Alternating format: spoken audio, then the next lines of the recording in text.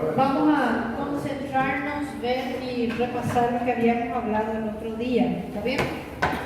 Nosotros hablamos de cirrosis, habíamos hablado de hipertensión portal, de falla e insuficiencia hepática, y ese es el abordaje que tenemos que tener. Y voy a comprobar mi teoría una vez más. La clase comienza así: yo hablo las complicaciones, y cuando empezamos a hablar de la introducción siempre coloco las complicaciones derivan de la hipertensión portal que hablamos, y las complicaciones derivan de la insuficiencia hepática. Aproximadamente 10 veces en mi vida yo ya coloqué mencione complicaciones de la cirrosis, preguntita abierta, y colocaba 2 líneas, y 88,8% de las personas, como me miraban el slide, adivinen qué me respondían: hipertensión portal, insuficiencia hepática. Todavía uno: productora, vos diste tu clase. Ofendido. ¿Cómo puede ser que esto no sea una complicación si está acá en el slide? Entonces, esa es la importancia de seguir a la clase. Yo obvio que voy a colocar, y con certeza van a ganar. Acordate de mí. El problema es que la cirrosis, ella se manifiesta con estos dos síndromes. Y a partir de la hipertensión portal, nosotros hablamos que aparece ascitis, hablamos que después de ascitis puede haber varices, ¿recuerdan? Hablamos que después de varices el paciente puede tener esplenomegalia, hiperesplenismo, circulación colateral, etc. Cada uno de esos ítems puede llevar a complicaciones que yo voy a decidir cómo tratar. Empezar entonces a hablar de la hipertensión portal. Como el nombre te dice, es cuando hay un gradiente de presión mayor a 5, cuando yo estoy hablando de la porta con relación al sistema venoso hepático. Recuerden que el sistema venoso hepático aumenta su resistencia porque hay nódulos. Entonces los nódulos deforman el hígado tiene aumento de esa resistencia, y eso genera que haya un gradiente diferente. Incremento la presión hidrostática del sistema venoso portal, por lo tanto existe un gradiente de presión entre la porta y la vena cava por encima del valor normal. ¿Cuál es la implicancia de eso? Si aumenta la presión en el sistema porta, no puede haber un drenaje convencional y todo eso vuelve para atrás. De ahí que nosotros vimos el acúmulo de líquido en la cavidad peritoneal como señal principal de que el paciente se está descompensando, alias ascitis. Cuando yo estoy empezando a hablar de que ya hay ascitis, ese paciente está teniendo más evidencia de hipertensión portal. ¿Ok? Gradiente alterado de presión. ¿Solamente acontece hipertensión portal cuando yo tengo cirrosis? No. Nosotros también vimos que la propia vena porta puede tener trombos. Una trombosis portal me causa una hipertensión portal antes del hígado, ¿verdad? Recordando rapidito lo que habíamos dibujado, recordar que el hígado tiene una estructura y yo puedo tener el sistema porta entrando, debería de atravesar, etc. Esto sale de vuelta y viene aquí la vena cava inferior, y ella es la que termina en el atrio derecho. Esa sería representación esquemática de cómo es la circulación. Si yo tengo un trombo a este nivel, acá me genera aumento de la presión. En la cirrosis yo tengo varios nódulos aquí, los nódulos de cirrosis me generan aumento de presión. Si yo tengo un trombo a este nivel, que es la vena hepática o suprahepática, se llama Budd-Chiari. Y si yo tengo alteración en la vena cava inferior o directamente aumento de presión de la aurícula derecha, eso acontece en la ICC, por ejemplo, o eso acontece cuando está fallando el ventrículo derecho. Nosotros sabemos que eso se llama por pulmonal, que puede ser por EPOC, que puede ser por TEP. Todo esto me genera también hipertensión portal. A la hora de clasificar, el sentido de la circulación es así. Entonces, esta hipertensión portal es antes del hígado, prehepática. La cirrosis hepática es una hipertensión portal de origen hepático. Y esto que está acá arriba es una hipertensión portal post-hepática. ¿Ok? O sea, por anatomía yo puedo definir varias causas a nivel post-hepático, por ejemplo, Budd-Chiari, membrana de la vena cava, causas cardíacas, etc. La que me interesa la que va a generar ascitis, ¿verdad? Porque la ascitis me genera la mayoría de las complicaciones. A partir de la hipertensión portal, yo vengo con ascitis, peritonitis bacteriana espontánea. Esto sería la complicación de la cirrosis, no la hipertensión, ¿ok? El síndrome hepatorrenal, la hiponatremia dilucional. Pero la hipertensión portal también me da una complicación que ya hablamos, que le mata al paciente, ¿recuerdan? La hemorragia digestiva alta por las varices. Yo le mostré en la clase de esófago cómo se ven las varices. Una víbora engrosada ahí en la mucosa. Gente, un pedacito acá de la torta que yo como y rompa ahí mínimamente el esófago, el paciente se muere desangrado, súper sensible. Entonces, a partir de la hipertensión portal, yo tengo complicación hemorrágica secundaria, varices esofágicas. ¿Hasta ahí todo bien? Bueno, ascitis, acúmulo de líquido en la cavidad peritoneal. Primera evidencia de que el paciente se está descompensando por la cirrosis. Empezó a aumentar la ascitis, se está descompensando. Este líquido ascítico, yo voy a tomar muestra del líquido ascítico y yo sé que él se acumula por aumento de la presión hidrostática. Entonces, cuando yo voy a hacer cuantificación de la albúmina, tengo que comparar la albúmina del líquido ascítico con la albúmina que está en la sangre y yo hago una resta. Cuando yo hago una resta de la albúmina, eso se llama gradiente. Por eso yo voy a hacer un gradiente de la albúmina, eso quiere decir restar la albúmina de la sangre menos la albúmina de la ascitis. Y ese es el índice de Gasa. Ese es el gradiente de albúmina de la sangre menos la albúmina de la ascitis. Quiere decir que cuando ustedes toman muestra de sangre, tienen que pedir al laboratorio, favor, cuánto está la albúmina en esa sangre y cuánto está la albúmina en ese líquido ascítico. ¿Entendido? Si yo hago un gradiente, ese gradiente me va a dar más de 1.1. ¿Qué significa eso? Que hay más proteína en la sangre.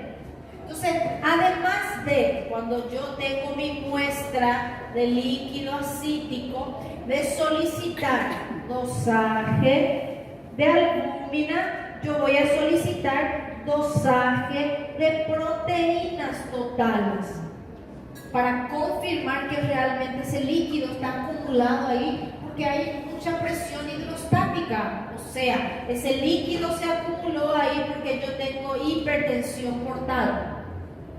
¿Está bien? Entonces, para confirmar eso, pido dosaje de albúmina con el intuito de hacer gasa y pido dosaje de proteína esperando que las proteínas en la ascitis estén disminuidas. Es el diagnóstico de la ascitis por cirrosis. La ascitis clínicamente también, ya saben, es un paciente que tiene el abdomen llamado hepatracio, ¿verdad? Por los lados se queda más ensanchado. Hay desnivel líquido, o sea, cuando yo voy a percutir y ladear al paciente, yo veo que el líquido se desplaza. Eso significa que el paciente, cuando voy a percutir la zona donde está el agua, hay matidez. Si él está parado, la matidez se queda en forma de U. Si él se queda de lado, la matidez se va para abajo porque el líquido se mueve. Bien, eso es matidez desplazable en el flanco, en el hipocondrio. El ombligo está evertido y este es el sitio que se elige para hacer la paracentesis.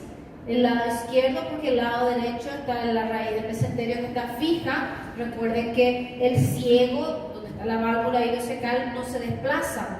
Si ustedes meten una aguja en el flanco izquierdo, las asas intestinales se desvían.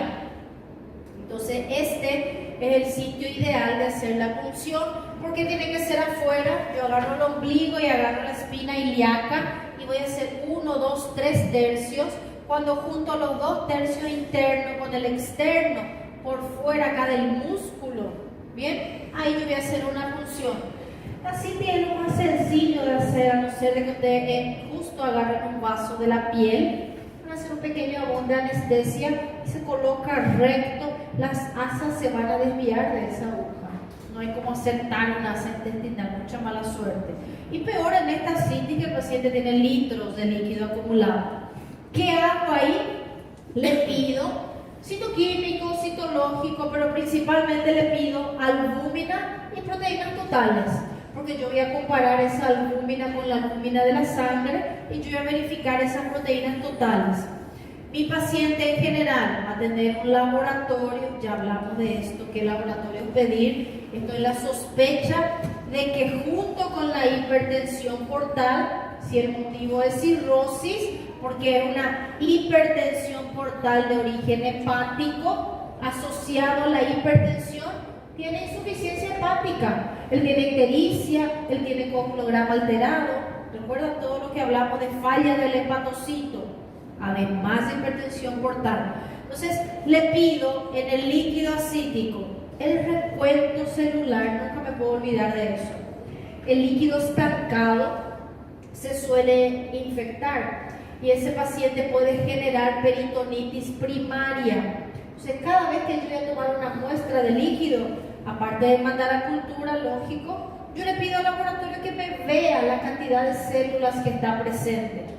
Para saber si ese líquido proviene de la cirrosis, ahí yo voy a pedir proteínas y albúmina, y también en el líquido acítico yo voy a mandar a cultivo. ¿Cómo es la relación de gasa y proteínas del líquido? Ese gradiente de albúmina sérica y acítica tiene que ser alto, más de 1.1. Significa que hay más proteínas, más albúmina en la sangre que en el líquido. Y cuando yo cuantifico las proteínas del líquido, yo veo que son menor a 2.5. Estos números acá tengo que aprender. Gasa encima de 1.1, proteína del líquido acítico abajo de 2.5. ¿Entendido? Ese es ascitis por cirrosis hepática. Porque como pudieron ver, ¿cuántas mil causas de hipertensión portal yo puedo tener? Buchar, ICC, miocardiopatía, pericardite constrictiva, síndrome nefrótico y las causas locales, tuberculosis abdominal.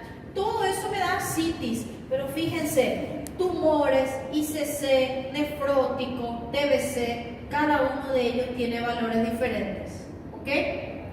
Otro diferencial de todo lo que ya fuimos hablando, cuando yo tengo gasa alta, ¿siempre es por cirrosis? No, eso también te puede orientar que el problema está en el corazón, en el hígado, no necesariamente por cirrosis. Gasa alto también me habla que aumento la presión hidrostática. Yo puedo tener trombosis en el sistema porta, trombosis acá encima del hígado y me va a dar gasa alto. Siempre combinar las dos informaciones, por eso este cuadro es mejor. Gasa alto asociado a proteínas bajas. Ese es ascitis por cirrosis. ¿Entendido?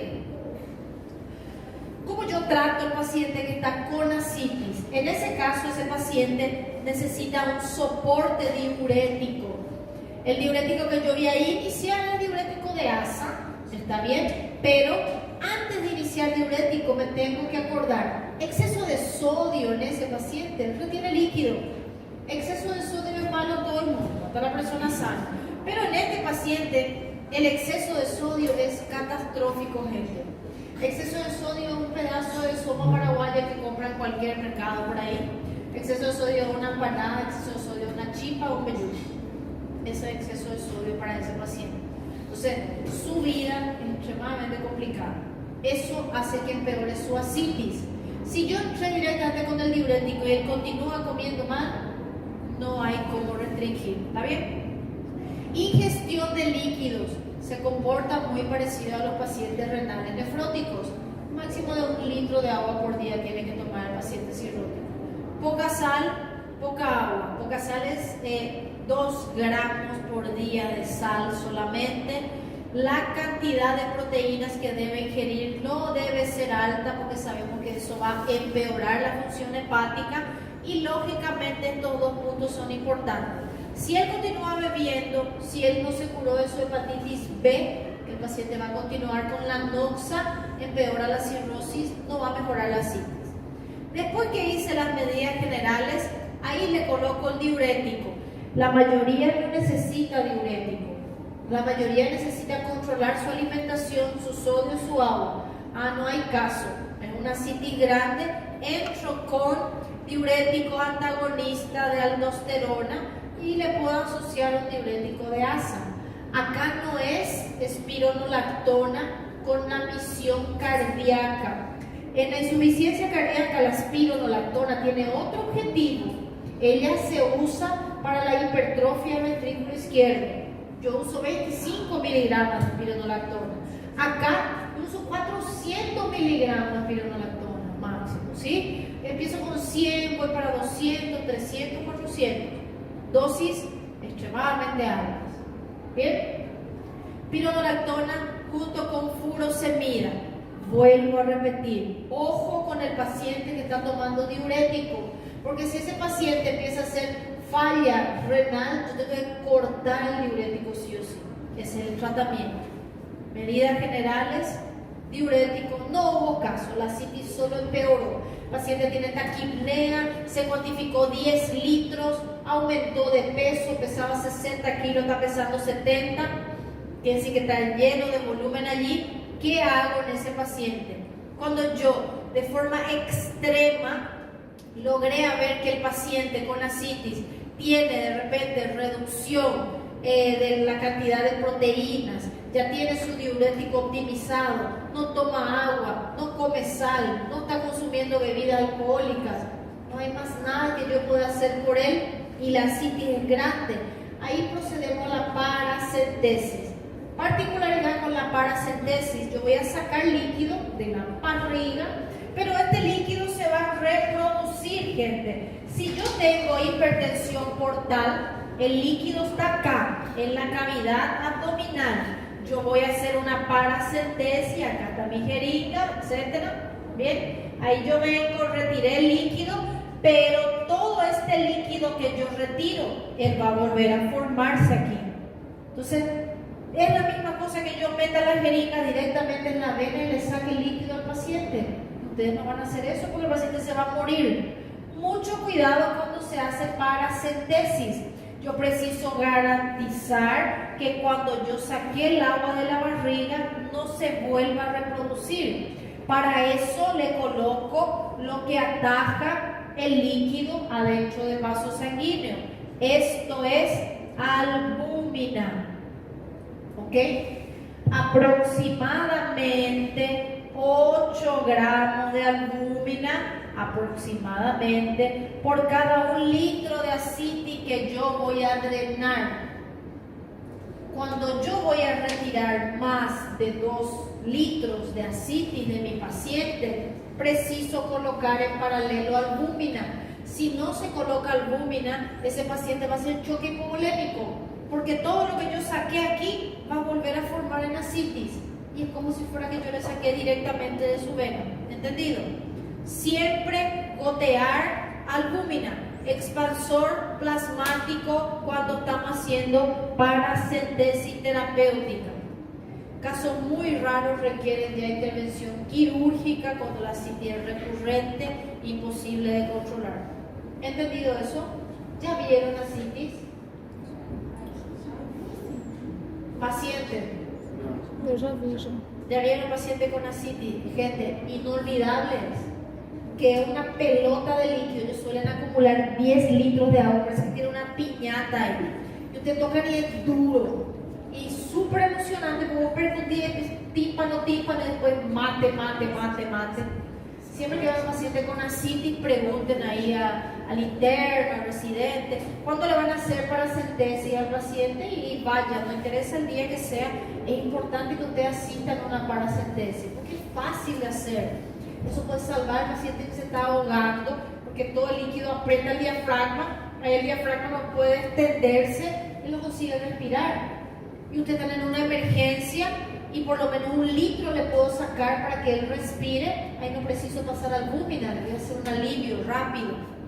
Yo tengo albúmina en el hospital donde estoy, me saco 2, 3, 4 litros, 5 litros, el paciente se siente totalmente liberado. ¿Entendido? Fácil de hacer. Doutora, mas aí no caso a gente está falando realmente não é o tratamento em si da cirrose. Cirrose é tratamento trasplante, querido. Sim, mas aí no caso, por exemplo, o paciente ele vai ter essa ascite recorrente depois. Y los pacientes cuando están en fase terminal, cuando llegué a la paracentesis terapéutica, se hace a veces cada una semana. Tratamiento de trasplante, entonces medidas. Eso te dura 2 años, a veces menos. Es una enfermedad que no tiene cura. Es una enfermedad que tiene tratamiento de soporte, tratamiento de rescate, tratamiento de control de las complicaciones.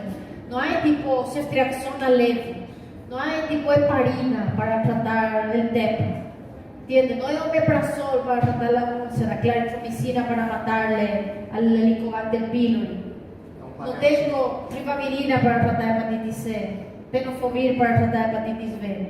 Paliativo, tratamiento de trasplante. La solución de esto es no llegar a esto. Yo lo que quiero que entiendan que cuando tiene un paciente cirrótico es terrible saber qué le puedo hacer, porque un tratamiento complica otra cosa. Entonces, eso tiene que concientizar el paciente. Cuando el paciente tiene alcoholismo, antes de cirrosis tiene hepatitis alcohólica, después viene esteatosis hepática. Es la misma cosa que el paciente de POC. Cuando lleva 10 años fumando, y pensé que es lo máximo. Cuando llegó en su carga tabáquica 40, 50% va a tener de poco. Cuando empieza a tener disnea, de ahí es solamente ladera abajo. Trasplante pulmonar también. Esa es la parte que hay que entender. Soporte nosotros hacemos.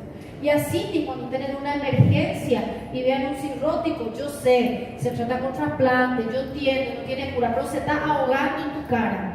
Intubar no le va a solucionar nada. Sacar el líquido de la barriga le va a dar más un día de respirar tranquilo, o por lo menos intentar derivar a un centro mayor. Ustedes van a estar en la guardia de la urgencia y tienen que saber hacer un drenaje.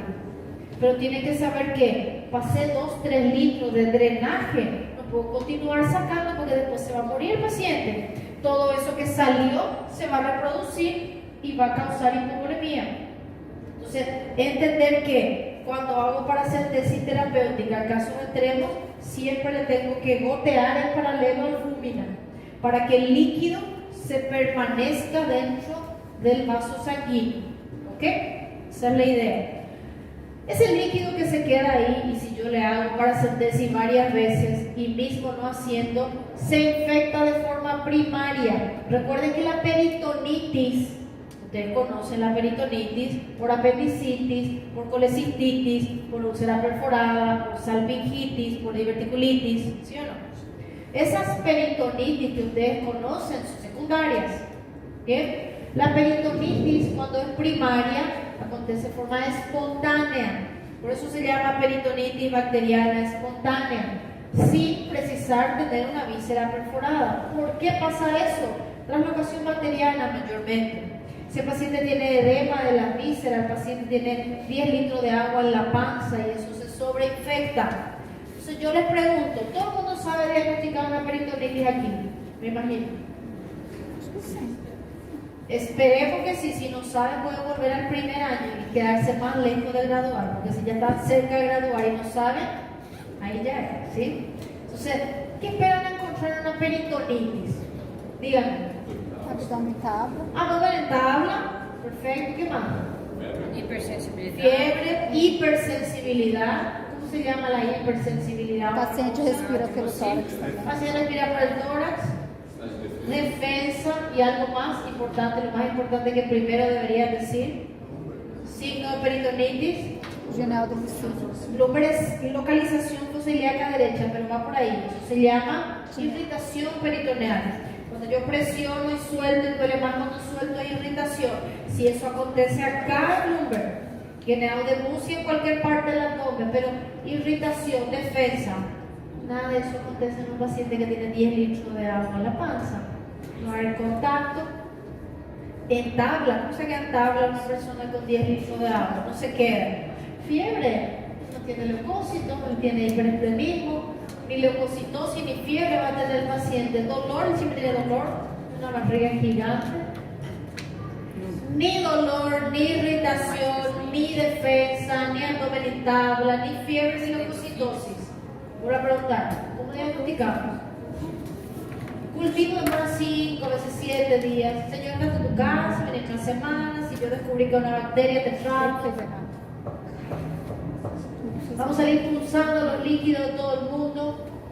Yo están por así todos los días. Todos los días venía a las 7, vamos a sacar un poquito para ver si está alterado el líquido, para diagnosticar peritonitis.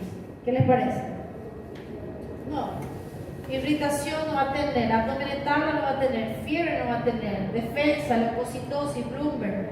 El diagnóstico es súper desafiante, peritonitis es lo más fácil que hay, excepto en el paciente cirrótico. Ellos no hacen fiebre frecuentemente. Puede haber alguien con fiebre, Florida, que es más fácil para mí saber que está infectado. Ya por lo menos sé, este hizo fiebre, este sí está infectado. Leucocitosis, ellos tienen un vaso que causa hiperesplenismo. Entonces, ese paciente que tiene hiperesplenismo tampoco me va a dar leucocitos altos. Abdomen estable no se puede quedar. Si hay poca asitis, ¿quién sabe? Irritación, si hay bien poca, yo consigo. Entonces, ¿cómo yo percibo que el paciente tiene una infección? El cirrótico con una infección cambia su humor, cambia su ritmo de sueño, cambia su hábito intestinal. Él puede hacer íleo, puede hacer insomnio, puede hacer irritabilidad, puede perder el apetito y puede tener algunas molestias inespecíficas. Yo tengo que recordarme que una de las complicaciones de la cirrosis es la peritonitis bacteriana espontánea. Y este paciente cirrótico hoy está diferentón, no está hablando como siempre, no está comiendo como siempre, no está evacuando como siempre. Digo, opa, él puede tener peritonitis. Si fuera X paciente que viene con dolor abdominal, con defensa, con irritación, tiene apendicitis y peritonitis, entonces otra historia. En el cirrótico es salir del patrón de él, ¿entienden? Repito, claro que él puede tener clínica normal, fiebre, escalofrío, descompresión, dolor, claro. Pero un paciente oligosintomático, yo tengo que desconfiar cuando él tiene hilo, cuando él no está comiendo, ¿está bien? Y sí, lógico, cuando aconteció eso, meto la aguja y saco líquido. Porque nosotros dijimos que él ya sabe que tiene cirrosis, no preciso hacer gas aquí. Cuando estoy desconfiando de peritonitis, metí la aguja, saqué líquido y veo células. Recuento leucocitario encima de 250, pronto acabó. Sospecha de peritonitis. Cultivo, claro que mando a cultivo, pero tarda 5 días. Yo mando a cultivo, pero yo ya inicio antibiótico cuando tengo líquido alterado. ¿Se entendió? Pregunta con eso, gente. Esto es pan de cada día del paciente cirrótico. ¿Sí? Bueno, recordar, leve, solo veo en el ultrasonido. Si es una citis moderada puede haber distensión, ¿verdad? Cuando el paciente tiene una citis moderada o una citis severa, grandota, hay que funcionar. Si la celularidad tiene más de 250 neutrófilos, yo ya sospecho peritonitis bacteriana espontánea. Cuando hay mucho riesgo, cuando las proteínas están muy bajas. Cuando proteína es abajo de 2.5 ya es cirrosis. Pero cuando la proteína es 0, quiere decir que no hay nada de inmunoglobulina en él. Todo ese líquido está libre para infectarse. O sea, un pronóstico de hacer más bebé. No me olvido que gasa alto e hipertensión portal, pero gasa alto puede ser cáncer. Aí você vai pedir esse valor do gás junto com o outro lá? Con certeza. Es lo único importante que tienen que acordarse de todos los números que hablamos. Gasa y proteína. En todos los 70 slides de clase. Yo dije antibiótico, ni siquiera dije qué.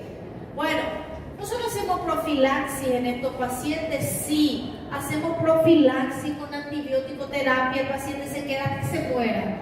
Así mismo dice, mantener hasta que se trasplante o hasta que vaya a óbito. Porque el pobre paciente va a tener proteína baja hasta que se solucione. Ahí es un riesgo para hacer PPE.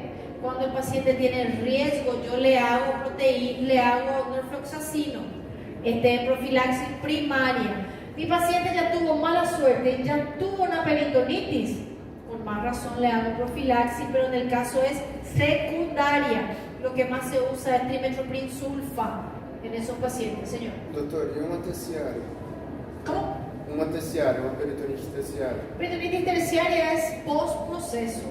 ¿Está bien? Nosotros no vamos a tener acá terciaria. Terciaria sería, el paciente hizo una secundaria y se volvió a complicar. Ahí hay una terciaria. Pero hay una complicación quirúrgica, no tiene que ver con la cirrosis.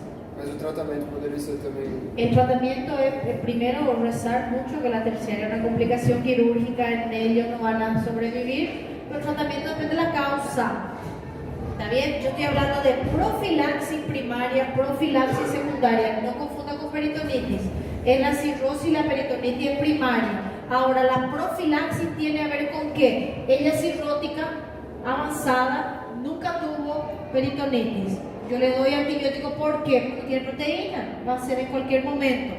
Él es cirrótico avanzado, acaba de tener una peritonitis. Yo le doy antibiótico porque certeza que va a tener otra. Profilaxis primaria, profilaxis secundaria. ¿Ok?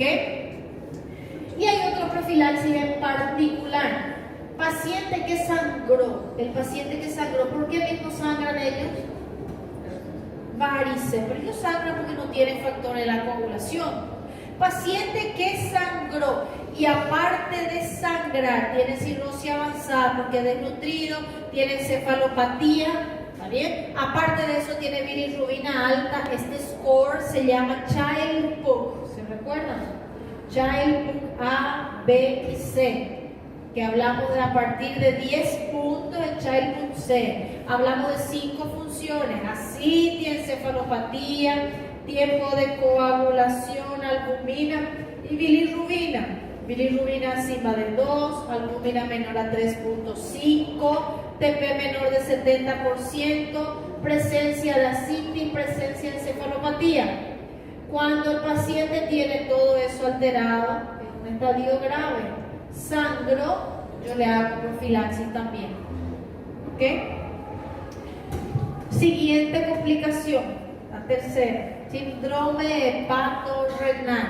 El síndrome hepatorrenal es ¿qué cosa? El riñón falló y la enfermedad no está de origen primario en el riñón.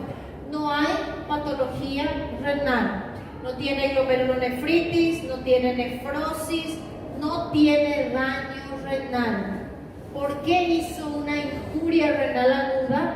Por falla hepática y una hipovolemia relativa que me genera vasoconstricción renal. Renina, angiotensina, aldosterona. Recuerden que cuando el paciente hace aumento de la resistencia a nivel renal, consecuencia de la hipotensión que tiene el cirrótico es hipotenso porque tiene poco óxido nítrico, ¿se recuerdan? Poco óxido nítrico, la presión de él 80-40. El cirrótico tiene todo el líquido acá en la barriga, no tiene líquido circulando. Entonces el paciente hace falla renal y el problema no es renal. No le hago diurético a ese paciente. Bien, yo en ese paciente trato de mejorar su volemia con albumina. Hay dos tipos de hepatorrenal, tipo 1 y tipo 2. Te habla del empeoramiento muy rápido, cuando es el tipo 1, mal pronóstico, y el tipo 2 es una alteración menos marcada, estado general mejor conservado. Este es más frecuente, por suerte. No resolví el problema, ellos se van a diálisis. Imagínense, cirrótico y dializado, ese que iba a vivir 2 años, vive 6 meses. Mal pronóstico. Cuando aparecen estos mal pronósticos, pero ustedes piensan, todos los días él tenía presión baja, todos los días ese paciente ya tenía asitis. ¿Por qué hoy empeoró el riñón? ¿Qué le parece que pudo haber acontecido? Él ya tenía asitis, él ya tenía presión baja, porque él ya era cirrótico, pero hoy viene con un empeoramiento. ¿Qué pasó?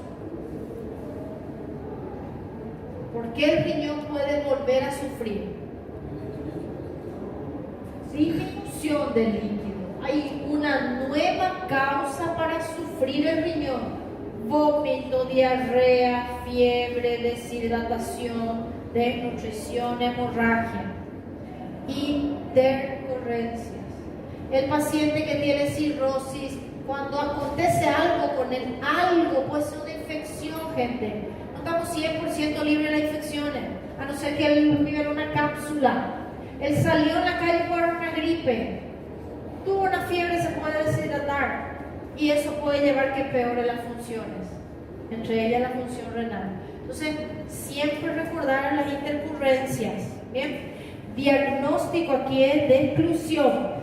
Cirrótico que tiene ascitis, porque precisa tener ascitis para tener esto, recuerda, que hace una lesión renal aguda, que no está en choque, porque si no la lesión renal es por choque, que no mejoró a pesar que le puse albúmina, es una lesión definitiva, no está recibiendo nefrotóxicos, sino la lesión renal es de origen nefrotóxico, ausencia de lesión estructural en el RIM, si no es de origen renal, una orina simple limpia, no hay infección y no hay litiasis ni próstata aumentada. Diagnóstico de exclusión, quiere decir que cuando usted tiene una creatinina alta, eso se llama IRA, ¿verdad? Injuria renal aguda.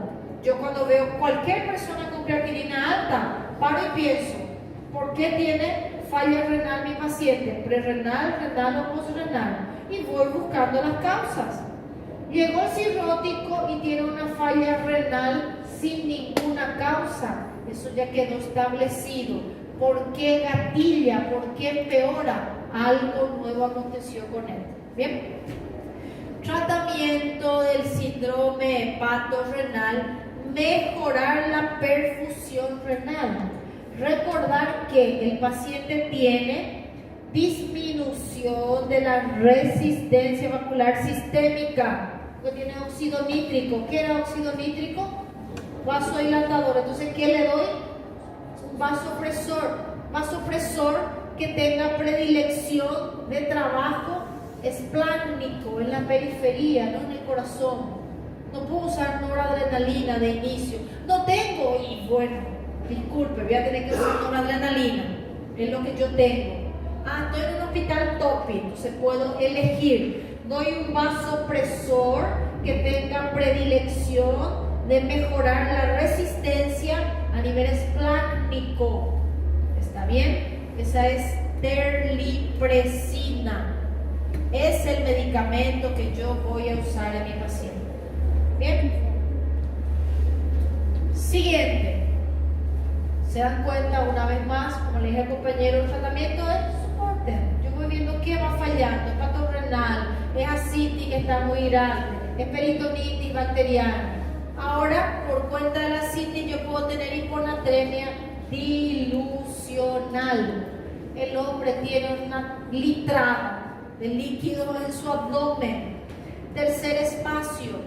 Con ese líquido también se va un poco de sodio. El sodio en su cuerpo está diluido. El sodio en sí no está disminuido. ¿Cómo yo diagnostico eso? Calculando molaridad urinaria en la sangre. Ese es otro capítulo aparte. Clasificación de hiponatremia. Pero sepan que en el paciente cirrótico estoy hablando de hiponatremia dilucional. No se le da por nada en el mundo sodio a este paciente, porque el sodio va a hacer retener más líquido. Doctora, pero su sodio está bajo. Yo necesito hacer que el paciente mejore esto. Aumento de volumen de líquido extracelular en la ascitis y en los edemas. Entonces yo le tengo que dar diurético al paciente. Hacer que orine el paciente, con eso mejora el sodio. Albúmina, diurético y control de todo lo que le está descompensando, menos sodio.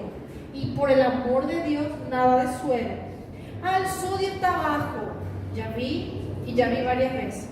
Vamos a colocar un suerito fisiológico y una ampola de sodio adentro. Mátalo.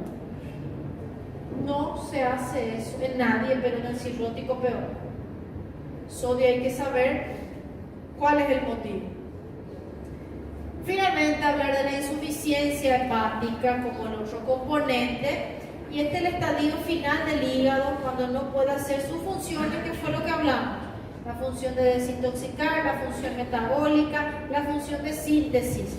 Digo rapidito, desintoxicar, metabolismo de proteínas, urea, amoníaco, metabolismo en general también de lípidos, de carbohidratos, síntesis y formación de bilis, conjugación de bilirrubina, síntesis proteica, síntesis de factores de la coagulación. Esto también ya hablamos. Entonces, clínica del paciente que tiene insuficiencia hepática: está histérico porque no conjuga bilirrubina, porque está ahí con el conducto cerrado, sangra porque no tiene factor de la coagulación, edema porque tiene albúmina baja, encefalopatía hepática porque el paciente tiene eventualmente exceso de amoníaco, prurito, hipoglicemia. Clínica de la falla del hepatocito. Dessas complicações, a mais comum é essa. Las complicaciones, repito rapidito, la citis severa, ella en sí puede ser una complicación, pero a partir de la citis yo tengo peritonitis bacteriana espontánea, síndrome hepatorrenal, y también a partir de ella tengo, que hablamos recién, hiponatremia dilucional. Esas son las complicaciones. ¿Está bien? Ahora la otra complicación derivada de la insuficiencia, la primera es encefalopatía hepática.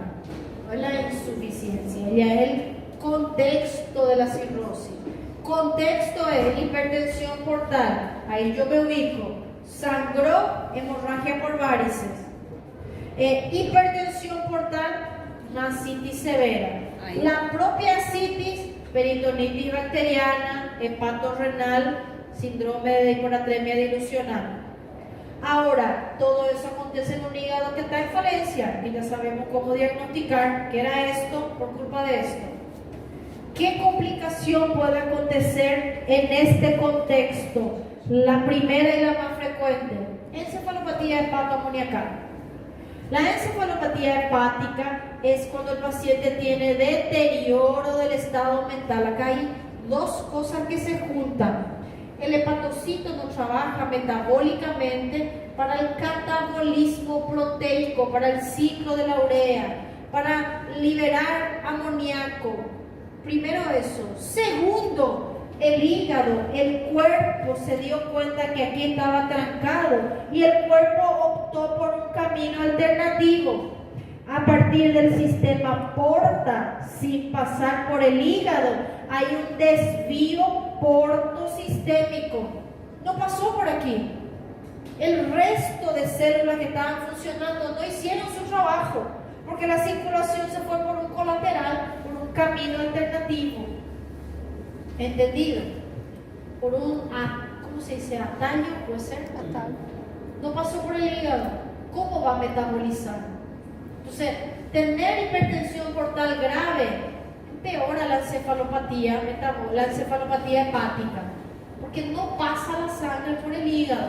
Porque quien tiene hipertensión portal grave tiene circulación de ataño, circulación colateral, derivación portosistémica. El hígado no puede hacer su trabajo, la sangre no llegó a él. ¿Entendido? Pero la sangre llegó a él y él no está trabajando porque él está cirrótico. Poco funciona. Esto es grave. Vuelvo a repetir algo. El paciente ya tenía cirrosis ayer. ¿Sí? Mi paciente aquí, Mirni, tomó destiladito blanco, vodka, de algo más elegante, ¿sí? Un vodquita, media botella. Tenía una paciente cirrótica, 40 años, falleció conmigo. Dice, yo solo tomaba una botella de vodka por día. Yo primero para ver por dinero, que tiene una botella de vodka por día. No, nunca tomé cerveza ni nada, solo vodka. Alcohol, gente, ¿sí? Y tomó por unos 20 años de su vida más o menos. En fin, si una es cirrótica, ahí era hoy con alteración del estado mental, delirando, gritando, a veces ni precisa ser grave, insomnio tiene, o está comenzando a hablar cosas extrañas. Eso ya es encefalopatía, ¿ok? no precisa estar convulsionando ni en coma, es un estadio final. Pero ayer ella ya era cirrótica. ¿Por qué hoy acontece eso con ella? ¿Qué pasó? ¿Qué dijimos que hay que pensar en el cirrótico? Puede ser que hay que pensar, ¿por qué se descompensó? Una causa, sí, está con una infección, es una causa, pero en general, ¿cómo se llama eso? Yo estoy bien hoy y mañana estoy mal. ¿Qué pasó de ayer para hoy? Piensa, gente, ¿qué le pudo haber pasado al paciente? Por hipóxia, sí. ¿Cómo? Hipóxia.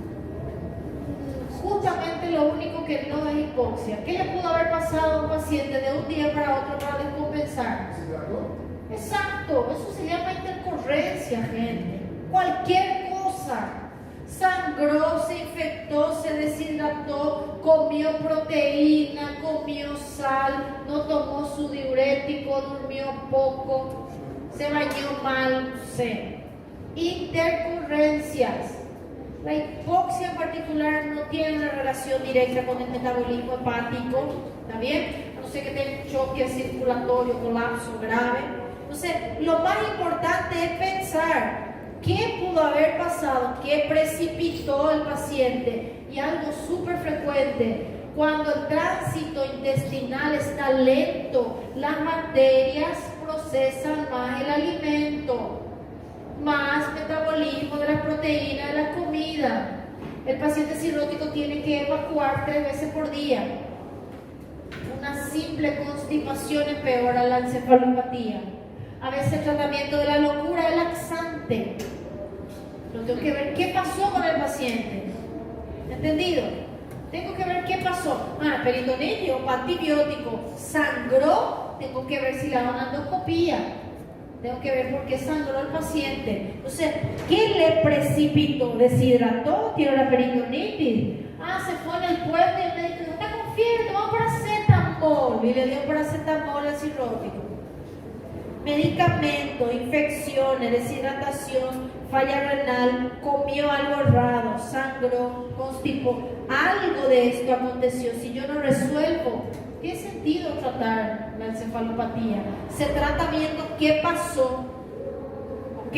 El amoníaco es la toxina en cuestión. Yo puedo hacer un dosaje de esto acá. Y lo que predispone el paciente que tiene mucha circulación portosistémica, un estadio avanzado de insuficiencia hepática.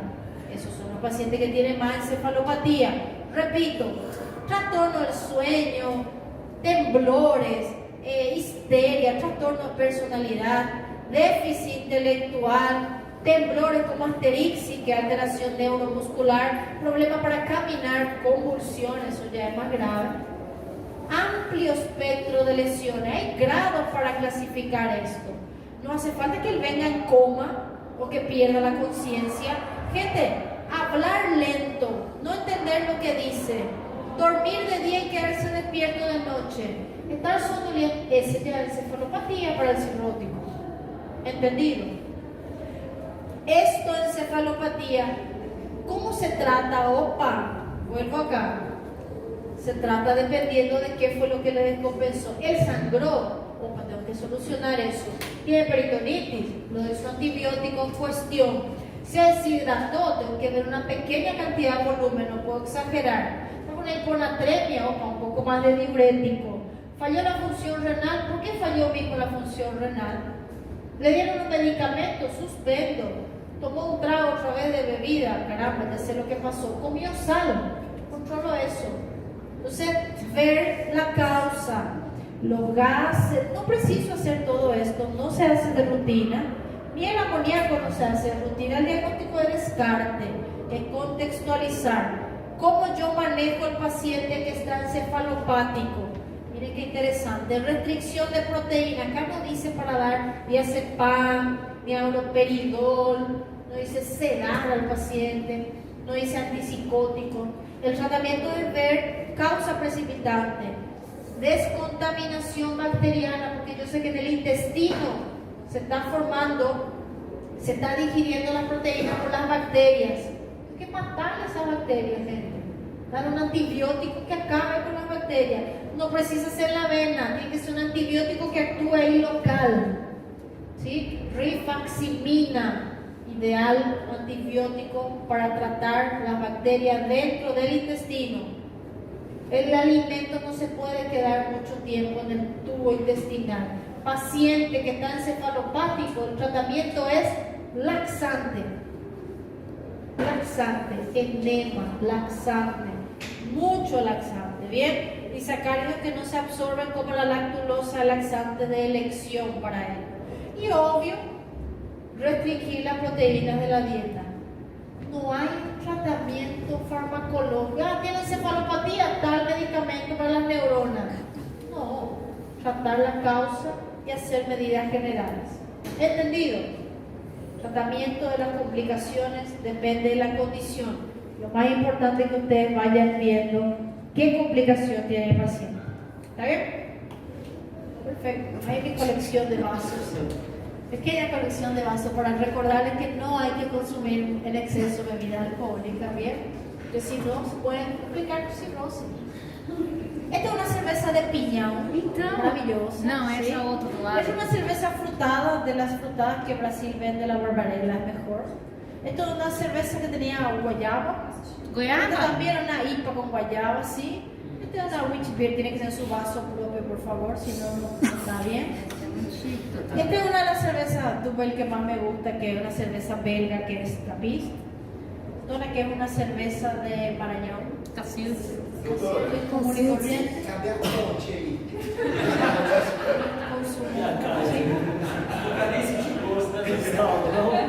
No consumo. Superé esa etapa de mi vida. Recién formada llegué, que yo estudié igual de beca, y mi compañero decía, la cerveza está caliente. Pues yo dice, no, ¿cómo así? Van a desperdiciar. Pues dame aquí. Acá yo tengo un refrigerador, acá activado acá. Pasaba el caliente y ya estaba frío acá, ¿sí? Hoy en día no, vamos a mejorar la luz. Cerveza de ginger también es muy buena, de jengibre. Mira con marisco, claro. Nosotros tomábamos cerveza de jengibre con marisco, que es recomendable, ¿sí? Una cerveza que tenía canela, frutos vermelhos, muy buena también. En el mercado acá, fue el problema. Señores, estudien, sean felices, inspírense acá en esta imagen para estudiar.